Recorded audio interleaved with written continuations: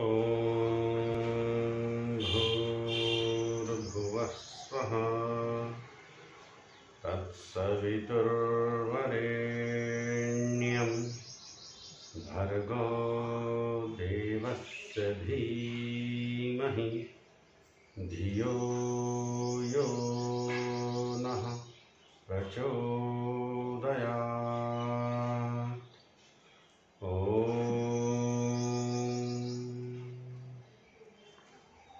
सभी को नमस्ते जी। आज हम योग के विषय में विचार करेंगे। जैसा कि आज 21 जून को योग दिवस के रूप में मनाया जाता है, संपूर्ण विश्व आज इस योग दिवस को मना रहा है। यह बड़े हर्ष का विषय है, किंतु इस योग दिवस पर हम इस योग के सत्य स्वरूप को भी जाने, तभी इस योग दिवस की सार्थकता होगी। आज योग के नाम पर पूरे राष्ट्र में, पूरे विश्व में अरबों खरबों का व्यापार चल रहा है। इस योग के नाम पर दुकानें चल रही हैं। इस योग के नाम पर शारीरिक क्रियाएं चल रही हैं। इस योग के नाम पर अनेक प्रकार के आसन बताए जा रहे हैं। वास्तव में योग हमारे जीवन से जुड़ा हुआ एक महत्वपूर्ण अंग है। योग हमारे जीवन के उत्थान का एक मार्ग है। योग मनुष्य जीवन को उन्नत बनाने का एक मार्ग है। योग आत्मा को परमात्मा से जोड़ने का एक साधन है। योग स्वस्थ दिनचर्या को सुचारू रूप से चलाने का एक साधन है। लेकिन जैसा हम वर्तमान परिवेश में देख रहे हैं, आज इस योग दिवस को मना रहे हैं, योगा दिवस के नाम से मना रहे हैं। भिन्न भिन्न प्रकार के व्यायाम होते हैं, क्रियाएं होती हैं। श्वास प्रश्वास की क्रिया को कभी तेज किया जाता है, कभी नासिका को हाथ से पकड़ा जाता है, कभी सिर नीचे करके पैर ऊपर किया जाता है। ये सब व्यायाम हैं, शारीरिक व्यायाम हैं। ना ये आसनों की श्रेणी में आते, ना इसको हम योग कह सकते। हम सब ऋषियों की संतान हैं, हम सब ऋषियों की परंपरा से चलने वाले हैं। भारतीय संस्कृति ऋषियों की परंपरा से चलने वाली संस्कृति है, और संपूर्ण विश्व को यह राष्ट्र मार्गदर्शन करता आया है। सृष्टि के प्रारंभ से और महाभारत काल पर्यंत यह राष्ट्र विश्व का गुरु रहा, और पूरे विश्व को ज्ञान की, विज्ञान की, आध्यात्म की, योग की विद्या देता रहा, शिक्षा देता रहा। इसीलिए महाराज मनु को लिखना पड़ा, एतद देश प्रसूतस्य सकाशादाग्र जन्मनः स्वयं स्वयं चरित्रेण शिक्षेरन् पृथिव्या सर्वमानवः। संसार भर के मनुष्य यहाँ आते रहे, हमारे भारतीय ऋषियों के चरणों में बैठ बैठ कर वे विद्या प्राप्त करते रहे। यहाँ से वह ज्ञान विज्ञान की शिक्षा लेते रहे। आज हम उस योग को भूल गए, क्योंकि हमने ऋषियों की परंपरा को छोड़ दिया, हमने ऋषियों को पढ़ना छोड़ दिया। योग दर्शनकार ऋषि पतंजलि हैं। ऋषि पतंजलि योग के विषय में क्या कहते हैं, वो योग शास्त्र में क्या लिखते हैं, उन्होंने योग की क्या परिभाषा दी है, उन्होंने योग की क्या विधि दी है, तनिक इस पर भी तो हम सब विचार करें। ऋषि पतंजलि लिखते हैं, योगश्चित्त वृत्ति निरोधः। चित्त की वृत्तियों को निरोधने का, रोक देने का नाम योग है। चित्त में जो विभिन्न प्रकार के विचार उठते रहते हैं, राग के, द्वेष के, ईर्ष्या के, चोरी के, छल के, कपट के, झूठ के, इन सब को त्यागना और उस ईश्वर का ध्यान करना, इसका नाम योग है। इसका नाम समाधि है। योगः समाधि, योग का नाम ही समाधि है, और समाधि में ही ईश्वर का साक्षात्कार किया जाता है। उसके लिए हम आसन लगाना सीखते हैं। ऋषि पतंजलि आसन की परिभाषा बताते हैं, स्थिर सुखम आसनम, जिसमें स्थिरता पूर्वक पद्मासन में, अर्धपद्मासन में या सुखासन, जिस स्थिति में भी हम बैठ सकते हैं, कमर गर्दन सीधी हो, आंखें कोमलता से बंद, शरीर के किसी भाग में कोई क्रिया प्रतिक्रिया ना हो, हिलना डुलना बिल्कुल बंद। तब एकाग्र होकर हम उस परमपिता परमात्मा का ध्यान करते हैं, तब हम योग करते हैं।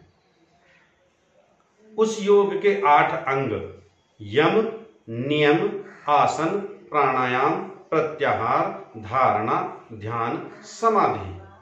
तब हम समाधि तक पहुंचते हैं, तब ईश्वर का साक्षात्कार करते हैं, तब यह योग सार्थक होता है, तब यह योग वास्तविक होता है। यही योग का स्वरूप है। यम 5 अहिंसा, हम अहिंसा का पालन करें, अनावश्यक किसी को कष्ट ना दें, सत्य जैसा मेरे मन में हो वैसा ही मैं वाणी से बोलूं, उसकी परीक्षा करके तब मैं सत्य को बोलूं।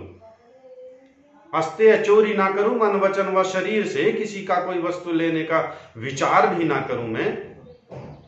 ब्रह्मचर्य, ईश्वर का चिंतन करूं, वेद का अध्ययन करूं, वीर्य का संरक्षण करूं, ज्ञानार्जन करूं, यह ब्रह्मचर्य। अपरिग्रह, अनावश्यक वस्तुओं का संग्रह ना करूं, यह योग है। यह पहला नियम यम है। इसके 5 अंग हैं। इन 5 का हम अपने जीवन में पालन करें, तब योग सिद्ध होगा। नियम शौच, स्वच्छता, जल आदि से बाहर की स्वच्छता, राग द्वेष को, अविद्या को, छल को, कपट को अंतर्मन से बाहर निकाल देना, अंतर्मन को स्वच्छ कर लेना, यह शौच है। अंदर बाहर की शुद्धता, पवित्रता, सात्विकता, संतोष, अपने पूर्ण पुरुषार्थ के, काम से जी नहीं चुराना, परिश्रम पुरुषार्थ से जी नहीं चुराना, पूर्ण पुरुषार्थ के बाद ईश्वरीय व्यवस्था से जो फल मिलता है वह संतोष है। तप, द्वंद्वों को सहना, श्रेष्ठ कार्यों की सिद्धि के लिए हानि लाभ, यश अपयश, मान अपमान, निंदा स्तुति, भूख प्यास, हानि लाभ सबको सहते हुए श्रेष्ठ कार्यों की ओर बढ़ना, यह तप है। स्वाध्याय, वेद आदि सत्य शास्त्रों का अध्ययन करना, स्वाध्याय करना। हम पढ़ें योग दर्शन को। यदि हम योग करना चाहते हैं तो हम उसका स्वाध्याय प्रारंभ करें, स्वयं पढ़ें, औरों को पढ़ाएं, यह योग है। ईश्वर प्रणिधान, जितना भी मैं कार्य करता हूं मन वचन व शरीर से, जो भी मैं श्रेष्ठ कार्य करता हूं सब ईश्वर को समर्पित करूं, उसकी आज्ञा का पालन करूं, उसकी आज्ञा के अनुरूप मैं अपनी दिनचर्या को चलाऊं, यह योग है। यह नियम है, यम और नियम। इसके बाद आसन सिद्धि, स्थिरता पूर्वक। आज वर्तमान में योग के नाम पर अनेकों आसन बताए जाते हैं, शीर्षासन, भुजंगासन, पता नहीं कौन कौन से आसन चल रहे हैं। इन आसनों को करना शरीर के लिए यदि लाभदायक है तो कर सकते हैं, लेकिन इसको योग का नाम देना, इसको योग के साथ जोड़ देना, यह उचित नहीं। आसन स्थिर सुखम आसन, जिसमें स्थिरता पूर्वक बिना हिले डुले शांत बैठा जा सकता है। इस प्रकार बैठे रहिए समाधि में, ईश्वर का ध्यान करते रहिए, न हिलना, न डुलना, न चलना, न फिरना, न खांसना, न खुजलना, बिल्कुल स्थिर सुखम आसन, स्थिरता पूर्वक यह आसन है। उसके बाद प्राणायाम, अभ्यंतर, बाह्य, स्तंभ वृत्ति, 3 प्रकार के प्राणायाम। उसके बाद प्रत्याहार, इंद्रियों को नियंत्रित करने का अभ्यास करना। उसके बाद धारणा, उस परमपिता परमात्मा की धारणा करना, उसके स्वरूप को जानना, वह कैसा है। फिर ध्यान, तत्र प्रत्येक तानता ध्यानम, एक तानता बनी रहे, ध्यान में केवल ईश्वर का विचार बनता चलता रहे, दूसरा कोई विषय ना उठाएं, यह ध्यान। इसके बाद समाधि, और समाधि की भी उच्चतर भूमि में जाकर तब हम परमपिता परमात्मा का साक्षात्कार करते हैं। आइए इस वर्तमान योग को भूलकर, जो वर्तमान योग है यह हमारे आत्म कल्याण का मार्ग नहीं, यह शरीर कल्याण का मार्ग है। इससे शरीर का स्वच्छ बन सकता है, सुदृढ़ बन सकता है, बलवान बन सकता है तो बनाएं, उसमें कोई आपत्ति नहीं है। शरीर स्वस्थ होना ही चाहिए, लेकिन शरीर को स्वस्थ रखने के लिए उसे योग का नाम देना, उसे समाधि का नाम देना, उन आसनों को ऋषि पतंजलि के बताकर प्रसारित करना, यह ऋषियों का अपमान है, यह ईश्वर की आज्ञा के विरुद्ध है, यह वेद की आज्ञा के विरुद्ध है, यह मानव के आत्म कल्याण के विरुद्ध है। हम इससे बचें और योग के व्यवसायीकरण को हम समझें, उसे बचें। जो वर्तमान में विभिन्न योगा शिक्षक हैं, उन सबका दायित्व है कि वो सत्य को जाने और सत्य को जनाएं, उस सत्य का प्रकाश करें। ईश्वर के सत्य स्वरूप को हम जाने, उसे प्राप्ति का हम प्रयास करें। उन योग के 8 अंगों को, यम, नियम, आसन, प्राणायाम, प्रत्याहार, धारणा, ध्यान, समाधि, इन 8 अंगों को हम अपने जीवन में धारण करें और हम प्रतिज्ञा करें कि हम प्रतिदिन योग किया करेंगे।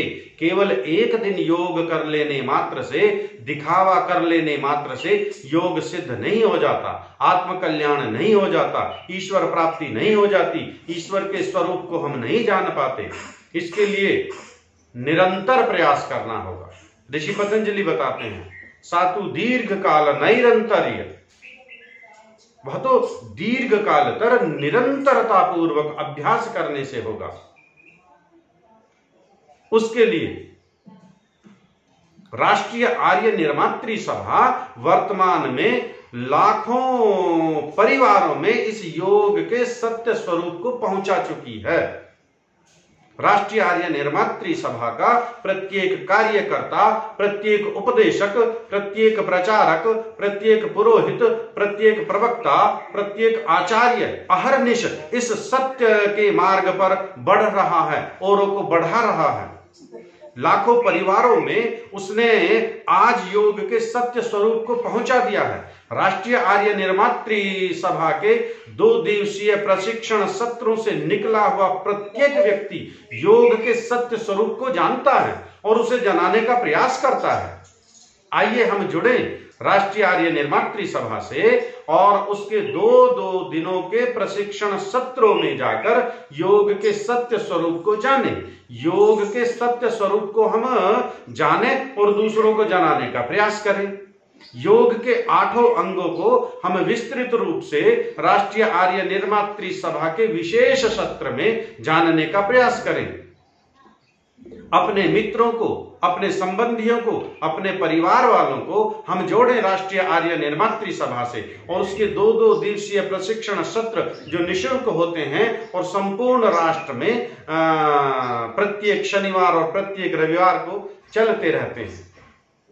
तब हम योग के सत्य स्वरूप को जान पाएंगे, तब हम योग को प्रतिष्ठित कर पाएंगे, तब हम ईश्वर के सत्य स्वरूप को जान पाएंगे। आप सभी से निवेदन है कि आप इस संक्षिप्त सी योग के ऊपर जो चर्चा हमने आपके साथ की, इस चर्चा को, इस सिद्धांत को, इस वीडियो को आप प्रसारित कीजिए अपने मित्रों में, अपने संबंधियों में, अपने स्नेहीजनों में, ताकि सभी योग के सत्य स्वरूप को जान सके और राष्ट्रीय आर्य निर्मात्री सभा के साथ जुड़कर योग के सत्य स्वरूप को जाने। प्रशिक्षण सत्र में जाएं, योग की विशेष कक्षा वहां पर लगती है, वहां धारणा, ध्यान, समाधि तक प्रत्येक चीज को हमारे आचार्य गण विस्तृत रूप से समझाते हैं। उसका अभ्यास प्रैक्टिकल करके भी बताते हैं, दिखाते हैं, करवाते हैं, अभ्यास करवाते हैं। हम उस सत्र में जाकर इस योग के सत्य स्वरूप को जाने, उसे ग्रहण करें। आप इस वीडियो को अपने मित्रों को भेजिए, बताइए उनको योग के सत्य स्वरूप को, क्या है योग और वर्तमान अवधारणा क्या है, योग का सत्य स्वरूप क्या है। आप सभी का बहुत बहुत धन्यवाद। सभी को नमस्ते।